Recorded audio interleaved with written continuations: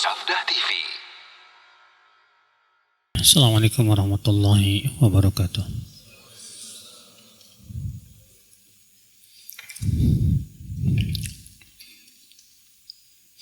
Innal hamdalillah nahmaduhu wa nasta'inuhu wa nastaghfiruh wa na'udzu billahi min shururi anfusina wa min sayyiati a'malina.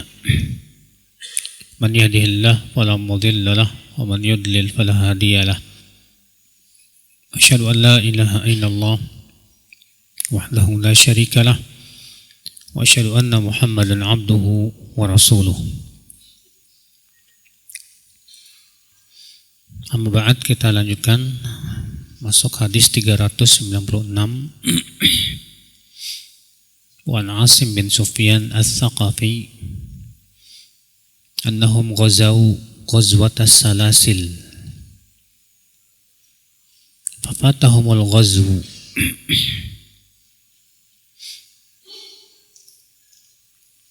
farabatu thumma raja'u ila Muawiyah wa indahu Abu Ayyub wa Uqbah bin Amir. Faqala Asim, ya Aba Ayyub, fatana al-ghazwu al-'am wa qad ukhbirna annahu man shalla fil masjidil arba'ah ghufira lahu dhanbuh. Faqala ya ibna akhi, ala adulluka ala aisar min dhalik?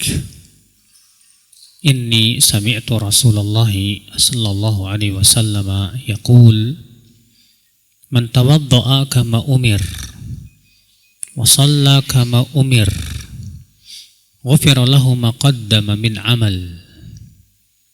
Kadzalika ya Uqbah? Qala na'am. Rawahu an-Nasa'i wa Ibnu Majah wa Ibnu Hibban fi sahihihi. Wa taqaddama fil wudhu' hadits Amr bin Absah wa fi akhirih fa in huwa qama fa shalla fa hamidallah wa athna alayhi wa majjadahu billadhi huwa lahu ahlun wa farraga qalbahu lillahi ta'ala illa ansarafa min khati'atihi kahayatihi yawma waladatu ummuh. Rawahu Muslim. Wa taqaddama fil bab qablahu hadits Utsman wa fihi sami'tu Rasulullah sallallahu alaihi wasallam yaqul ma min imri'in muslimin tahdhuruhu salatun maktubah fayuhsinu wudu'aha wa khushu'aha wa ruku'aha illa kanat kafaratan lima qablaha min adh-dhunub ma lam tu'ta kabirah wa dhalika ad-dahra kullah. Rawahu Muslim.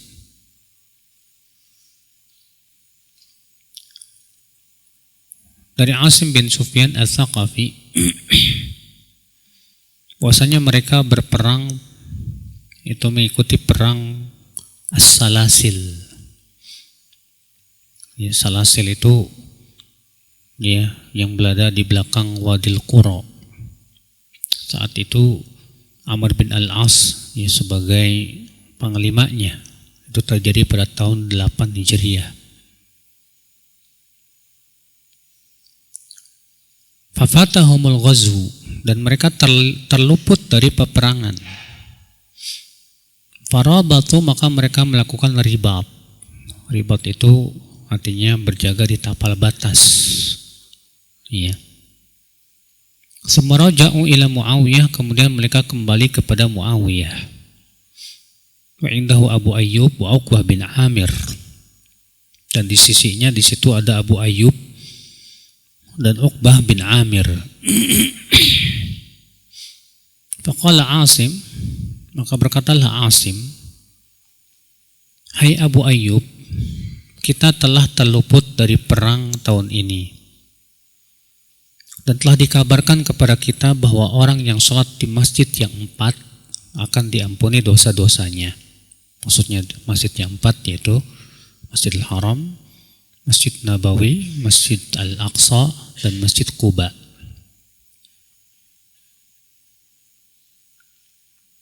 Faqala ya ibna akhi, maka Abu Ayyub berkata, hai anak saudaraku, ala adulluka ala aisar min dzalik, Maukah aku menunjukkan kamu kepada yang lebih mudah dari itu?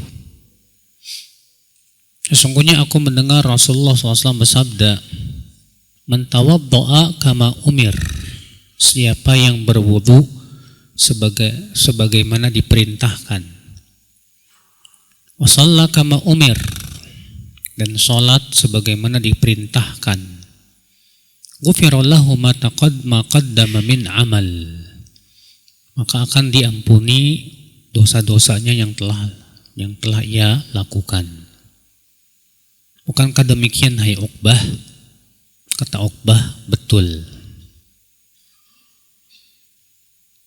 Hadis ini akan Islam, saudaraku seiman, yang menunjukkan kepada kefakihan salafus saleh,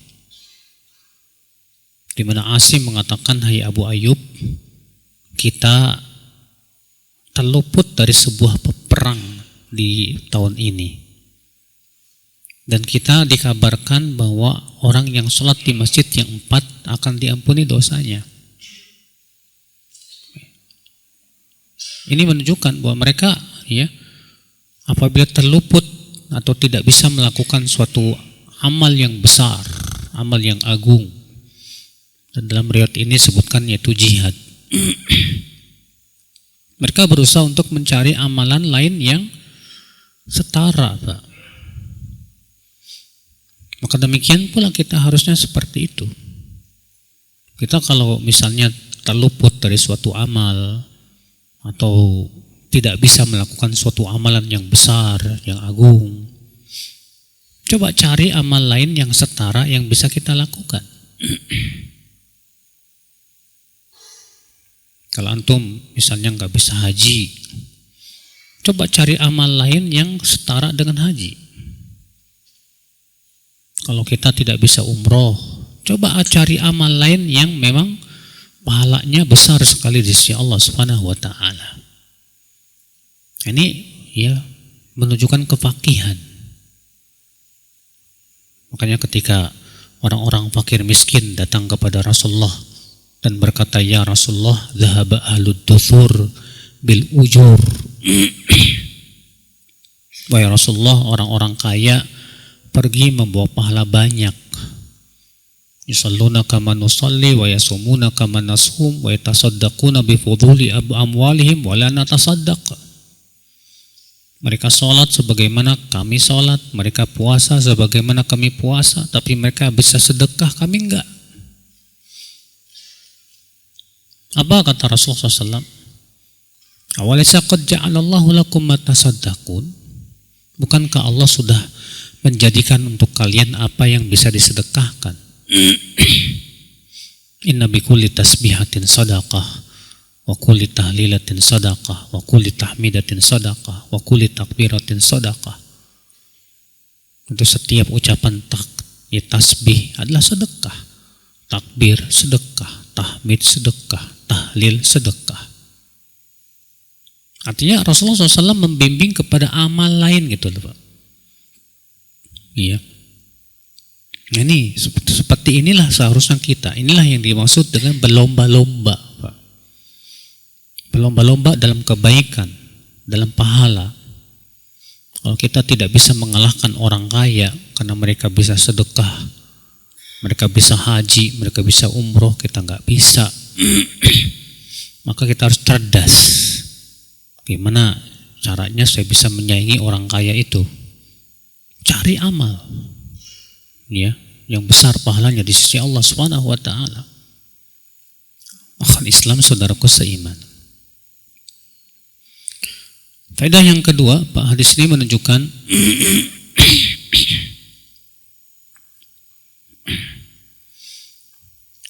yaitu keutamaan berwudu dan sholat sesuai dengan perintah.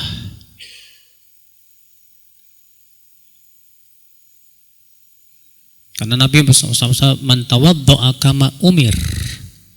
Siapa yang berwudu sebagaimana diperintahkan dan sholat sebagaimana diperintahkan, akan diampuni dosa-dosa yang telah lalu. Sebagaimana yang diperintahkan maksudnya apa? Maksudnya sesuai dengan tuntunan Rasulullah SAW.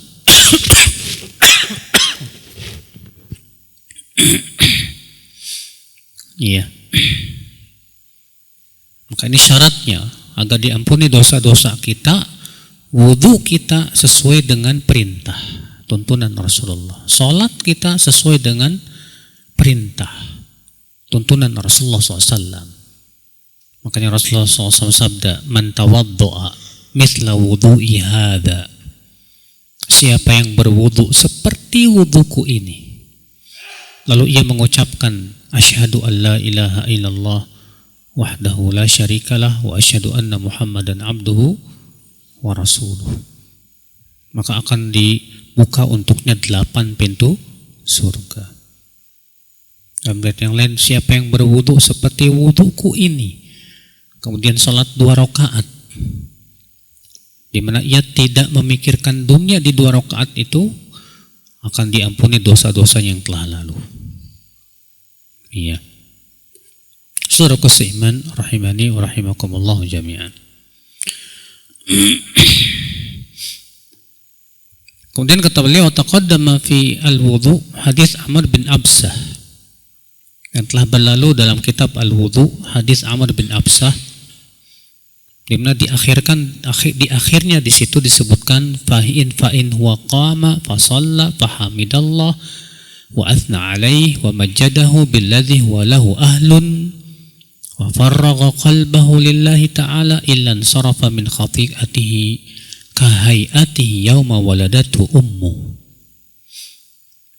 Jika ia setelah berwudu, dia pun berdiri sholat, ia puji Allah, ia sanjung Allah, ia muliakan Allah, ya, dan ia betul-betul fokuskan hatinya untuk Allah, kecuali dia selesai sholat dalam keadaan bersih dari dosanya seperti dilahirkan oleh ibunya.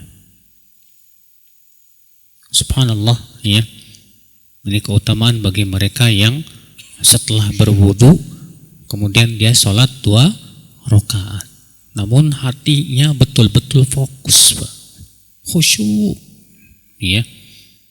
Itu ternyata bisa menggugurkan dosa-dosanya.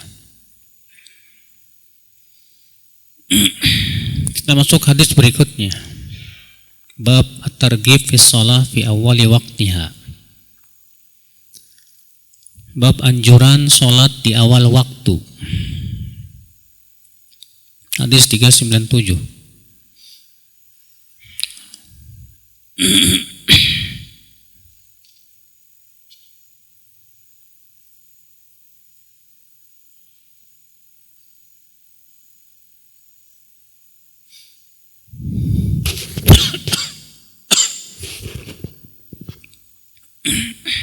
An Abdullah bin Mas'ud radhiyallahu anhu qala sa'altu Rasulullah sallallahu alaihi wasallam ayyul amali ahabbu ila Allah, qala as-salatu ala waqtiha, qultu thumma ayyun, qala birrul walidain, qultu thumma ayyun, qala al-jihadu fi sabilillah, qala haddatsani bihinna Rasulullah sallallahu alaihi wasallam walau istazadtuhu lazadani.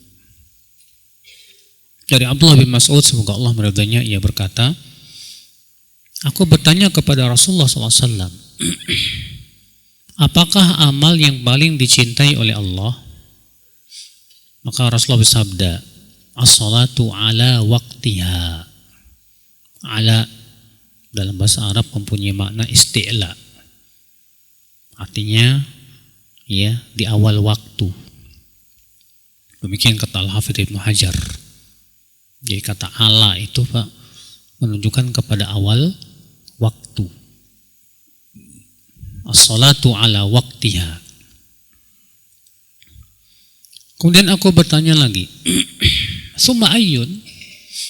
Kemudian amal apa lagi ya Rasulullah? Qala birrul walidain. Berbakti kepada orang tua. Aku bertanya lagi, kemudian apa ya Rasulullah?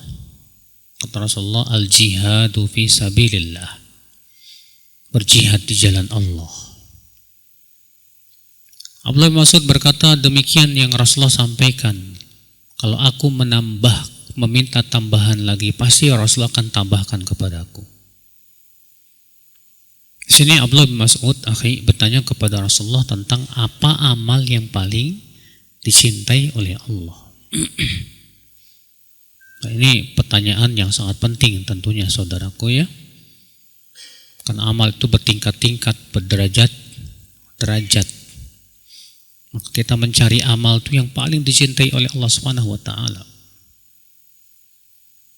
Maka Rasulullah menjawab, as-salatu ala waktiha. Salat di atas waktunya, maksudnya di awal waktu. Salat di awal waktu apakah hukumnya wajib? Jawab tidak. Akan tetapi itu yang paling utama. Kecuali kalau memang sholatnya berjamaah. Sebagai nanti akan disebutkan di bab setelahnya tentang hukum sholat berjamaah. Kalau ternyata di awal waktu kita tidak bisa, boleh di pertengahan waktu. Kemudian Rasulullah SAW ditanya lagi, kemudian apa ya Rasulullah? Berbakti kepada orang tua. Ini menunjukkan akan keutamaan berbakti kepada orang tua. Dan berbakti pada orang tua dalam Al-Quran itu disebutkan setelah tauhid, Pak. Allah mengatakan wa'budullah wa la tusyriku bihi syai'a wa bil walidaini ihsana.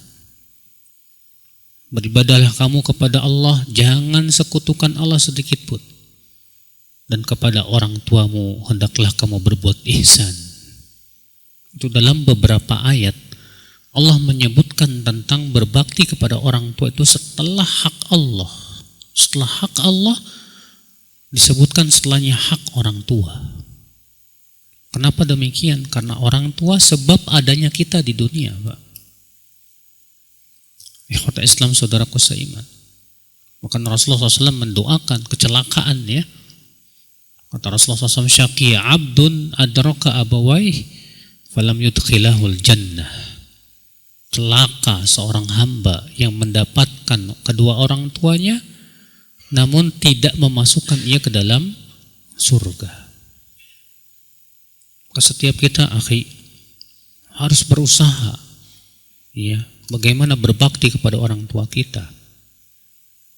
Allah berbakti kepada orang tua barokah dalam hidup kita, Pak. Berbakti kepada orang tua sebab dipanjangkannya umur, sebab dibukanya pintu-pintu rezeki, Pak. Maka ya kalau antum masih punya orang tua, jangan sia-siakan. Antum berlomba sama kakak antum, sama adik antum. Jangan kita sudah ada yang megang adik saya, akhirnya antum bebas. Tidak mau berbakti sama orang tua, ini kesalahan. Iya. Kemudian ditanya lagi, kemudian apa ya Rasulullah? Kata Rasulullah, al-jihadu fi sabilillah. Jihad secara bahasa artinya apa itu? Badlul juhdi limuqatalatil adu. Itu mengeluarkan semua kesungguhan kita untuk memerangi musuh. Baik musuh yang ada dalam diri kita, ataupun musuh berupa setan, ataupun musuh berupa manusia. Adapun musuh yang ada pada diri kita, Bapak, hawa nafsu. Maka jihad melawan hawa nafsu. Ya, sebagaimana Nabi SAW mengatakan, al-mujahidu man jahada nafsahu li ta'atillah. Orang yang berjihad itu hakikatnya yang menjihadi dirinya untuk menaati Allah. Demikian pula jihad melawan setan. Termasuk jihad. Jihad menghadapi musuh yang berupa manusia, seperti orang kafirin. Dan orang kafir tentunya ada dua macam ya, ada kafir harbi, ada kafir non harbi. Kafir harbi itu adalah kafir yang memerangi kaum muslimin, Pak.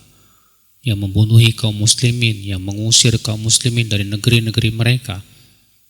Maka kita perangi lagi. Ya. Ada lagi kafir non harbi, yaitu kafir yang ada 3 macam, ya. Ada kafir zimmi, yaitu orang kafir yang tinggal di negeri Islam dan bayar jizyah. Ada kafir mu'ahad, itu orang kafir yang mengadakan gencatan senjata atau perdamaian dengan kaum muslimin. Maka yang seperti ini tidak boleh diperangi dengan senjata, tidak boleh, Pak. Kata Rasulullah SAW, "Man qatala mu'ahadan lam yarah raihatal jannah." Siapa yang membunuh kafir mu'ahad, dia tidak akan mencium bau surga. Yang ketiga yaitu kafir musta'man, kafir yang diberikan keamanan oleh negara. 3 macam ini tidak boleh diganggu. Maka menjihadi mereka dengan cara apa? Mendakwahi mereka kepada Islam, supaya mereka bisa masuk Islam, memahamkan mereka tentang Islam. Demikian pula jihad melawan orang fasik, pelaku maksiat. Dengan cara apa? Ya, dengan cara mendakwahi mereka agar mereka meninggalkan kemaksiatannya. Ikhwata Islam, saudaraku seiman. Kemudian kata Ibnu Mas'ud, kalaulah aku meminta tambahan, Rasulullah pasti akan tambahkan kepadaku. Itu menunjukkan, akhi, bahwa seorang alim yang berusaha untuk memberikan faidah ilmu kepada murid-muridnya. Dan jangan pelit dengan ilmu. Tapi juga seorang murid jangan menyusahkan gurunya. Ibnu Mas'ud bertanya cuma 3 kali aja. Kata Ibnu Mas'ud, kalau aku tambah lagi pasti Rasul tetap jawab.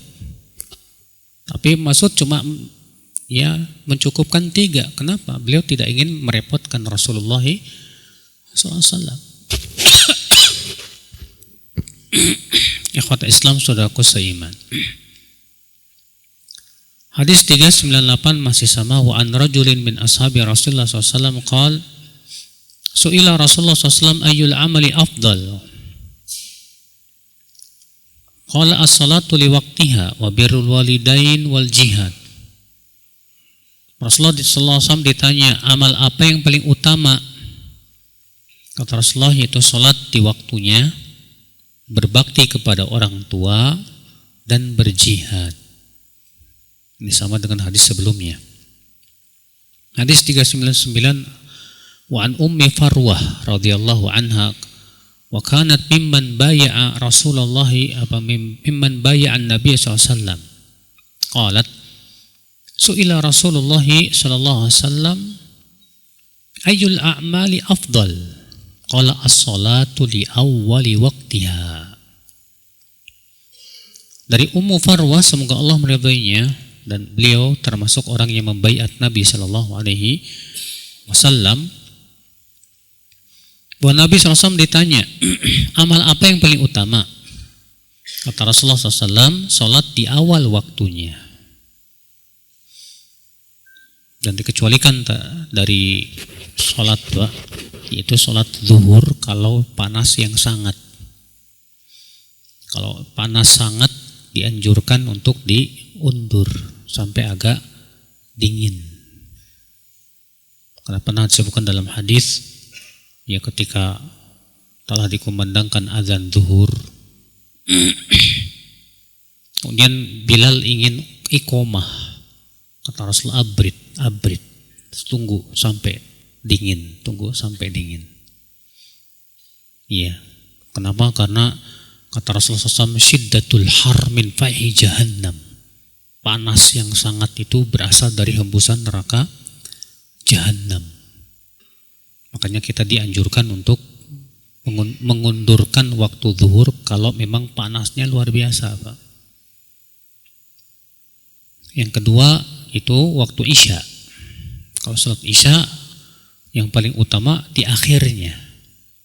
Tapi ini pun kalau berjamaah. Iya. Kalau tidak berjamaah sendirian, maka lebih baik kita sholat isya berjamaah di awal waktu. Hadis 400, wa an Ubadah ibn Samit radhiyallahu anhu qala asyhadu anni sami'tu Rasulullah sallallahu alaihi wasallam yaqul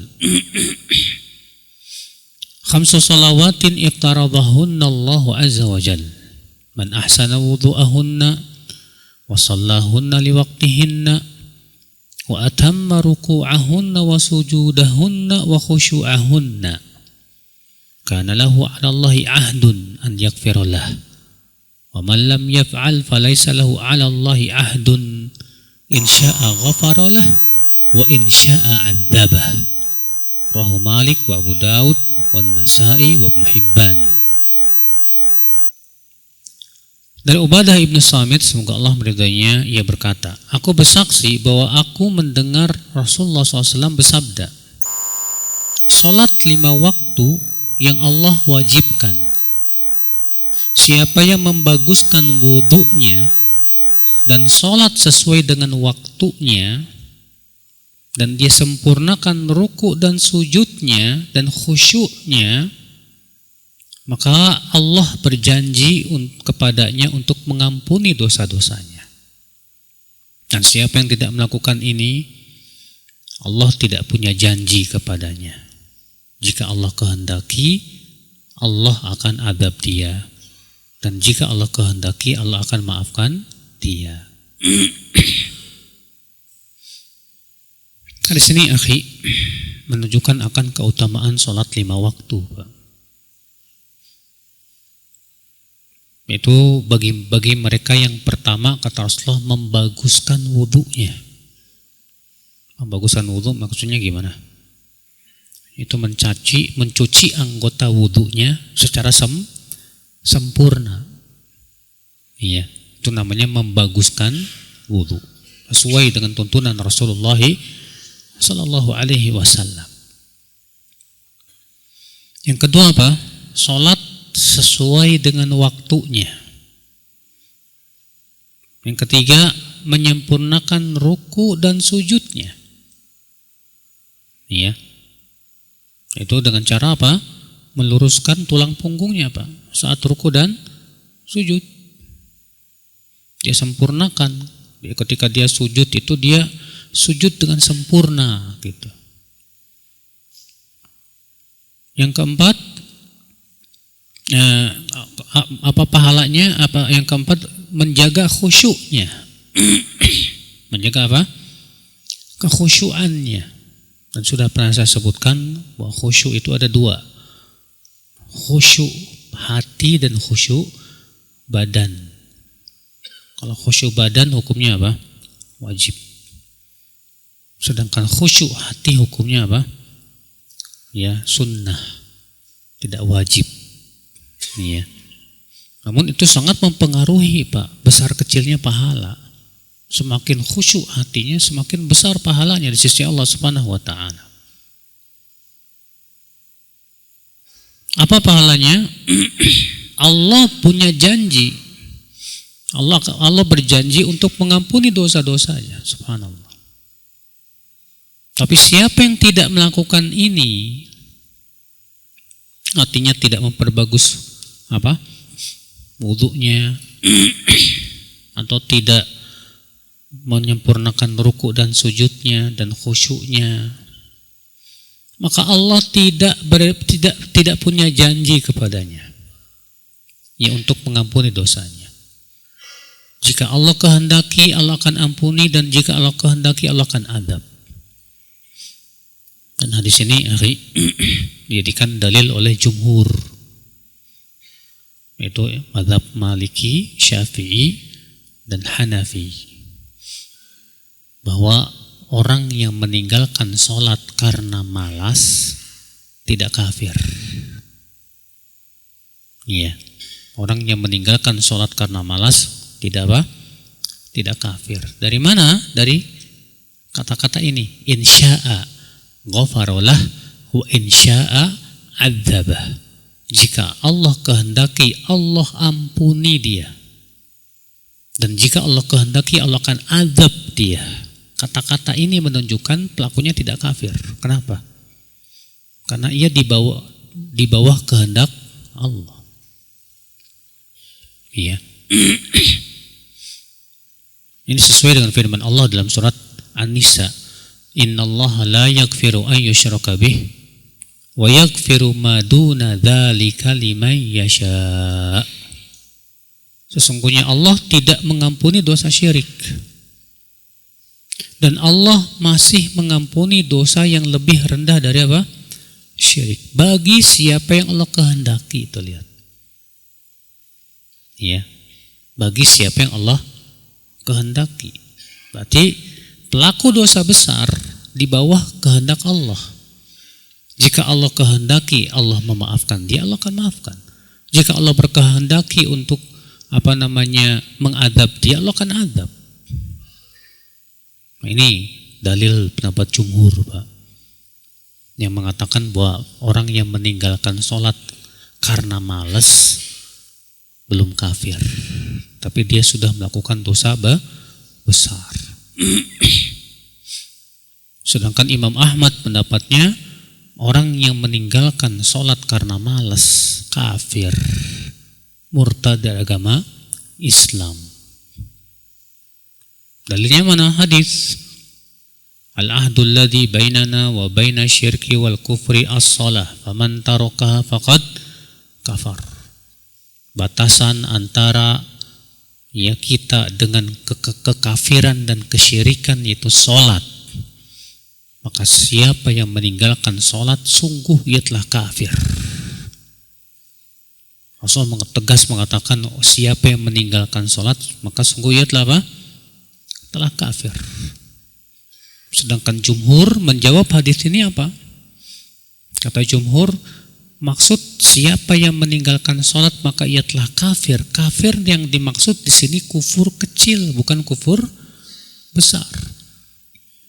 Sama dengan firman Allah, wa man lam yahkum bima anzalallah fa ulaika humul kafirun. Siapa yang tidak berhukum dan hukum Allah, maka dia kafir.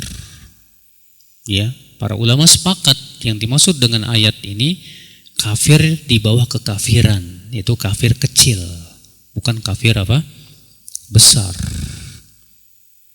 Nah, ini akal Islam. Nah, ini pendapat yang dibela oleh Syekh Albani rahimahullah. Itu pendapat jumhur bahwa orang yang meninggalkan sholat kalau meninggalkannya karena malas maka dia belum kafir. Adapun kalau dia meninggalkan sholat karena mengingkari kewajiban sholat, maka semua ulama sepakat, Pak, ijma, ini orang kafir, murtad dari agama Islam. Iya. Walaupun ada pendapat yang ketiga, Pak, itu pendapat Ibnu Taimiyah. Ibnu Taimiyah pendapatnya apa? Yang dikafirkan itu yang tidak sholat sama sekali. Adapun yang sekali-kali meninggalkan sholat belum dikafirkan. Karena hadis tadi kata Rasulullah SAW, batasan antara kita dengan kekafiran dan kesyirikan adalah siapa yang meninggalkan sholat maka ia telah kafir. Orang yang sholat 5 waktu tapi sekali-kali meninggalkan sholat tidak disebut meninggalkan sholat, Pak. Disebut meninggalkan sholat itu, kata beliau, kata Ibnu Taimiyah, kalau tidak sholat sama sekali, Pak, maka ini yang kafir. Ya, saya lebih condong kepada pendapat Ibnu Taimiyah dalam masalah ini, Pak. Karena orang yang tidak sholat sama sekali, ya, berarti apa? Pondasi agamanya hancur. Karena kan Rasulullah mengatakan bahwa sholat itu tiang agama. Bayangkan berarti agama kita ini di atas 5 tiang. Lah kalau tiangnya hancur semua gimana, Pak? Roboh. Hancur agamanya, Pak. Rusak sudah. Yang kedua, orang yang tidak mau sholat sama sekali, tidak mau sujud kepada Allah, itu menunjukkan kesombongan di hatinya. Iblis saja masih mau sujud sama Allah. Iblis tuh nggak mau sujud kepada siapa? Nabi Adam. Kalau sama Allah masih mau sujud dia. Nah ini mau sujud sama Allah nggak mau. Disuruh meletakkan jidatnya di tanah kepada pencipta alam semesta, tidak mau dia. Sombong yang minta ampun, subhanallah. Ikhwat Islam, saudaraku seiman, rahimani wa rahimakumullah jami'an.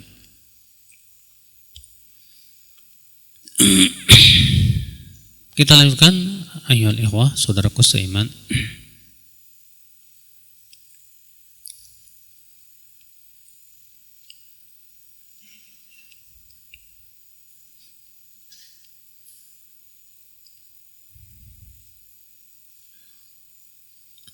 Hadis berikutnya, hadis 401. Warwiya an Ka'ab bin Ujrah radhiyallahu anhu qala kharaja alaina Rasulullah SAW wa nahnu sab'atu nafar.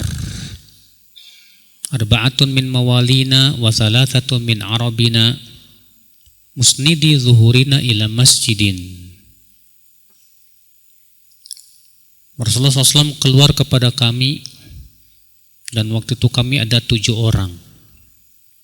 4 dari mawali hamba sahaya dan 3 dari kaum Arab. Dan kami waktu itu menyandarkan punggung kami ke masjid. Faqala ma ajlasakum, maka beliau bersabda, apa yang membuat kalian duduk di sini? Qulna jalasna nantadhirus shalah. Maka kami berkata, kami duduk sengaja ya Rasulullah untuk menunggu salat. Qala fa aramma qalilan thumma aqbala alaina. Kemudian Rasulullah diam sebentar. Kemudian beliau menghadap kepada kami. Lalu beliau bersabda, hal tadruna madza yaqulu rabbukum? Kalian tahu tidak apa yang difirmankan oleh Rabb kalian? Qulna la, kami menjawab tidak. Qala fa inna rabbakum yaqul, Rasulullah bersabda, sesungguhnya Rabb kalian berfirman, man shalla salata li waqtiha wa hafadha 'alaiha wa lam yudayyi'ha istighfafan bihaqqiha falahu 'alayya ahdun an udkhilahu al-jannah. Wa man lam yusalliha li waqtiha wa lam yuhafidh 'alaiha wa dayya'aha istighfafan bihaqqiha fala ahda lahu 'alayya in syi'tu 'adzabtuh wa in syi'tu ghafartu lah.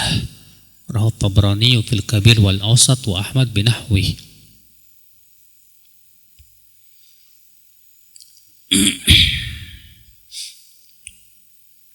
Rasulullah SAW bersabda, tahukah kalian apa yang difirmankan oleh Rabb kalian? Kami berkata tidak. Kata Rasulullah, sesungguhnya Rabb kalian berfirman, siapa yang sholat pada waktunya dan dia betul-betul menjaga sholatnya dan tidak menyia-nyiakannya karena meremehkan haknya, maka aku berjanji untuk memasukkan dia ke surga. Dan siapa yang tidak sholat pada waktunya dan tidak bersungguh-sungguh menjaganya dan bahkan menyia-nyiakannya karena menganggap remeh haknya, maka aku tidak punya janji untuk memasukkan dia ke mana? Ke surga. Jika aku kehendaki, aku akan adab dia. Dan jika aku kehendaki, aku akan ampuni dosanya. Iya. Sini ya. Mirip dengan hadis sebelumnya di mana ada 7 orang sahabat Nabi SAW yang sedang duduk di masjid, Pak. Ternyata sedang menunggu apa? Sholat. Dan duduk di masjid menunggu sholat itu pahalanya besar loh, Pak. Karena Rasulullah SAW sabda, iya, fa idza dakhala al-masjid kana fi shalah maka natis shalah yatahbisuhu. Apabila dia telah masuk masjid, maka ia berada di dalam sholat selama ia menunggu sholat. Selama kita menunggu sholat, kita dapat pahala sholat. Bayangkan. Wal malaikatu yaqulun, dan para malaikat mendoakan, Allahumma ighfir lahu, Allahumma arhamhu. Ya Allah ampuni dosanya, ya Allah rahmati dia, Masya Allah. Ini keistimewaan orang yang duduk di masjid dalam rangka menunggu apa? Sholat. Bayangkan. Ikhwat Islam, saudaraku seiman. Demikian wabillahi taufik. Assalamualaikum warahmatullahi wabarakatuh.